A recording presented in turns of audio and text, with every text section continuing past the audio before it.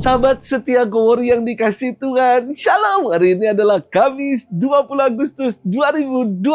Hari ini kita memperingati peringatan wajib Santo Bernardus Abbas, pujangga gereja. Bernardus lahir di Prancis pada tahun 1090. Setelah kematian ibunya, Bernardus hidup dalam masa yang kelam, gak karu-karuan. Namun, ia membaharui hidupnya dengan masuk biara pertapaan yang dipimpin oleh Stefanus Harding yang menjadi orang kudus. Di biara inilah Bernardus mendapatkan pencerahan untuk tekun merenungkan firman Tuhan. Dan ia bergiat menulis banyak buku. Kemahirannya dalam bahasa Latin membuat Bernardus mampu menerangkan dengan jitu ajaran iman kekatolikan. Maka Bernardus dikenal sebagai seorang pengkhotbah ulung dan pembela ajaran iman gereja.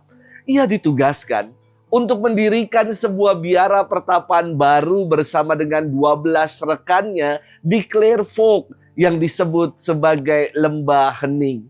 Biara ini amat berkembang pesat dan masyhur di seluruh Eropa. Ia wafat pada 20 Agustus 1153 dan diangkat menjadi pelindung kongregasi SSCC, yakni Kongregasi Hati Kudus Yesus dan Maria. Santo Bernardus adalah pujangga gereja dan ia dinyatakan sebagai Bapa Gereja yang terakhir. Hari ini kita akan merenungkan firman Tuhan yang diambil dari Injil Matius 22 ayat 1 sampai dengan 14. Mari kita siapkan hati kita. Haleluya, haleluya, haleluya. Hari ini janganlah bertegar hati, tetapi dengarkanlah sabda Tuhan. Haleluya, haleluya, haleluya. Tuhan bersamamu dan bersama rohmu. Inilah Injil suci menurut Matius, dimuliakanlah Tuhan. Pada suatu ketika Yesus berbicara kepada para imam kepala dan para pemuka rakyat dengan memakai perumpamaan. Ia bersabda, hal kerajaan surga itu seumpama seorang raja yang mengadakan perjamuan kawin untuk anaknya. Ia menyuruh hamba-hambanya memanggil orang-orang yang telah diundang ke perjamuan kawin itu. Tetapi mereka tidak mau datang.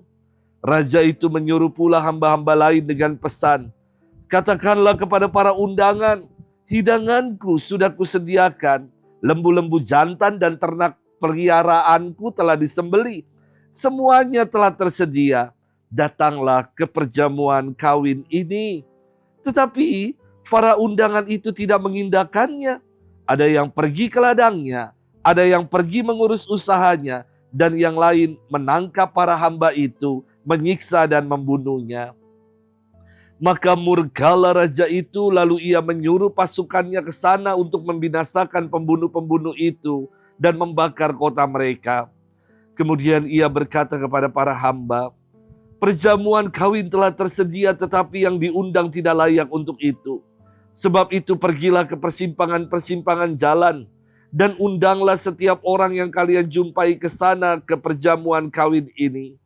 Maka pergilah para hamba dan mereka mengumpulkan semua orang yang dijumpainya di jalan-jalan, orang jahat dan orang-orang baik, sehingga penuhlah ruangan perjamuan perkawinan itu dengan tamu.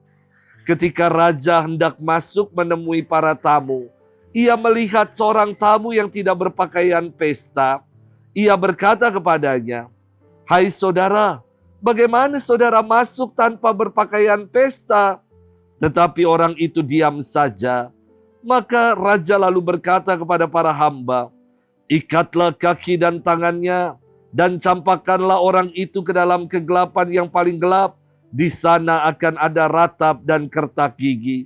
Sebab banyak yang dipanggil, tetapi sedikit yang dipilih. Demikianlah sabda Tuhan, terpujilah Kristus. Sahabat setia Gowori yang dikasihi Tuhan, Shalom.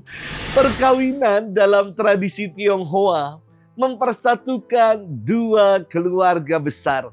Dan momen penyatuan ini terjadi dalam acara Tepai, yakni penghormatan dan bakti kedua mempelai kepada kedua belah pihak keluarga besar dengan cara minum teh bersama. Suatu hari saya pernah diundang ke acara Tepai untuk pertama kalinya.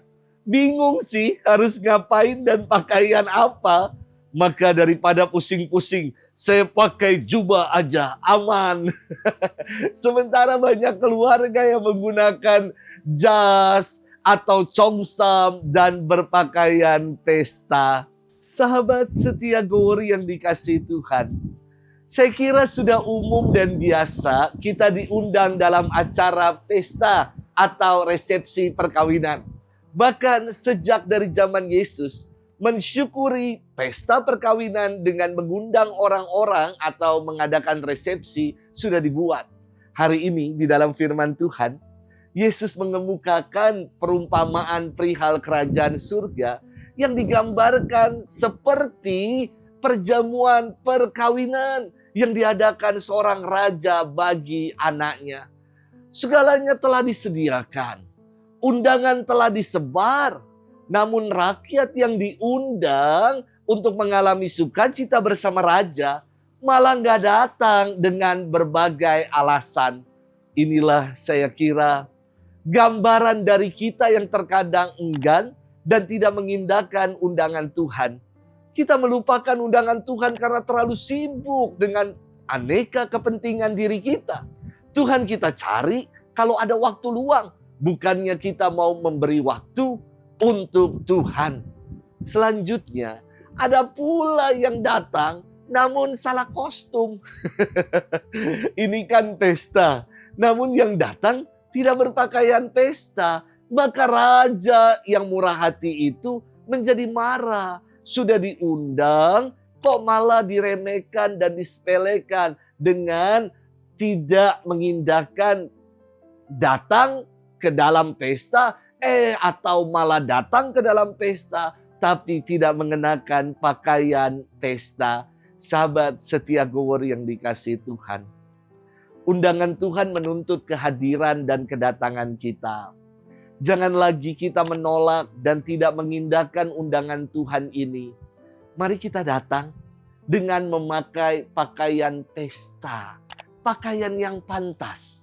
Saya kira Ekaristi adalah undangan perjamuan Tuhan untuk kita bersyukur atas segala yang baik yang telah Tuhan anugerahkan dalam hidup kita. Mari kita datang dan jangan salah kostum dalam pesta iman ini. Ekaristi, datang ke gereja, bukan tempat gym, bukan tempat olahraga, juga bukan tempat party yang tempat hore-horean. Datang ke gereja dan merayakan perjamuan Ekaristi adalah undangan buat kita mengalami kelegaan, mengalami damai sejahtera dari Tuhan. Mari kita penuhi undangan Tuhan dengan datang dan berpakaian yang layak dan pantas. Selamat bermenung, Tuhan memberkati kita semua dalam nama Bapa, Putra, Roh Kudus. Amin.